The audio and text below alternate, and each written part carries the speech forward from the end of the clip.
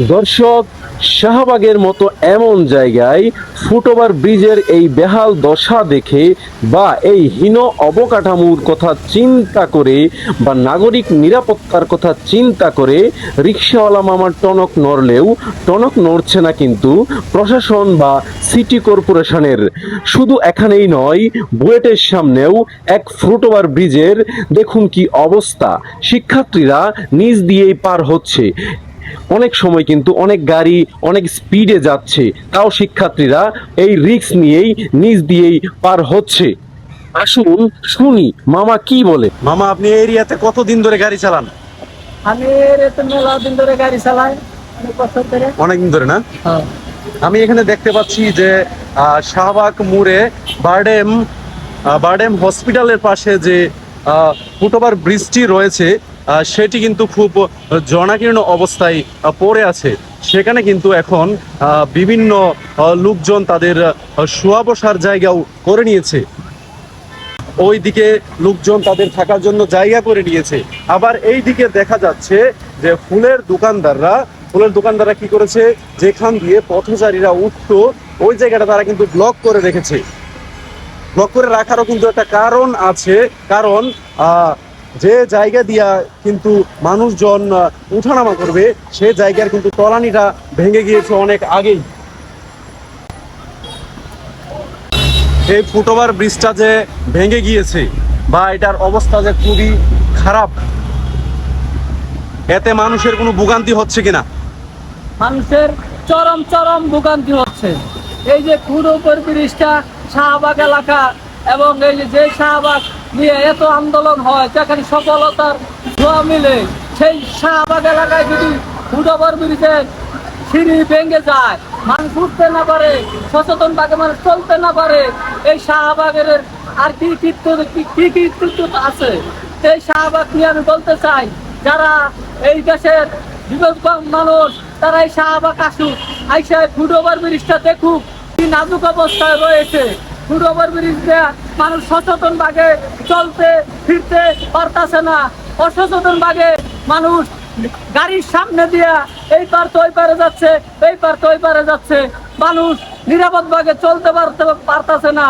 এবং বাংলাদেশে একটা দল রয়েছে ইলেশ কাঞ্চন, যে সড়ক নিরাপদ আইন, যে সড়ক নিরাপদ চাই, সেই ইলেশ কাঞ্চনকে বলতে চাই, আপনি আসুন দেখেন এই বাংলাদেশে শাহবাগ এলাকার কি অবস্থা।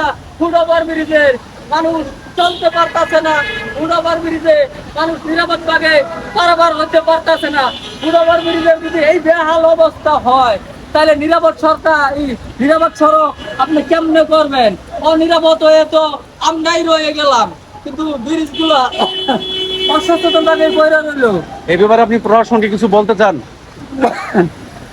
প্রশাসনকে বলবো দৃষ্টি করে, যে ফুটওভার ব্রিজের সামনে যারা দোকান করে তাদেরকে বলবেন যে এই গেটটা ছেড়ে তোমরা দোকান করো, দেন মানুষ নিরাপদে ফুটওভার ব্রিজে বাংলাদেশে আছে, যে তারা নিরাপদ ভাবে সচ্ছল ভাবে চলতে পারে, ফুটওভার ব্রিজে এইবার তো ওইবারে যেতে পারে। দর্শক, চলুন এবার মামাকে নিয়েই বুয়েটের সামনে যাই, দেখি বুয়েটের সামনে কি অবস্থা।